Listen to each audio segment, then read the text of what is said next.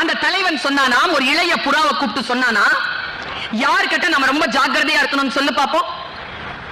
அந்த இளைய புறா எழுந்து சொல்லுச்சான், நம்மள குறி வைக்கிறான்ல வேடுவன், நம்மள குறி வைக்கிற வேடுவன் கிட்ட நம்ம ஜாக்கிரதையா இருக்கணும். ஏன்னா அவன் குறி தப்புறது இல்ல, நம்ம செத்துருவோம்.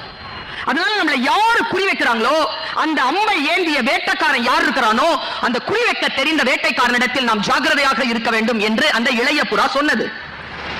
அவங்க அம்மா கிட்ட கேட்டுச்சான் தலைமை புறா, உன் புள்ள சரியா சொல்றானா, நீ சரியா சொல்லி கொடுத்திருக்கிறியா? சரி, ஆமா சார் சரியா சொல்றான் சார். தலைவன் சொன்னானாம், இல்லை நீ தவறாக சொல்கிறாய், என்ன இடத்தில் நான் தவறு செய்கிறேன்? இளைஞன் கேட்கிறான்.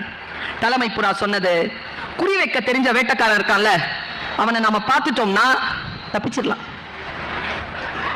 ஏன்னா பல நேரங்கள்ல வேட்டைக்காரனை விட்டு தப்பிக்கின்ற பறவைகள் அதிகம், தப்பிச்சிடலாம்.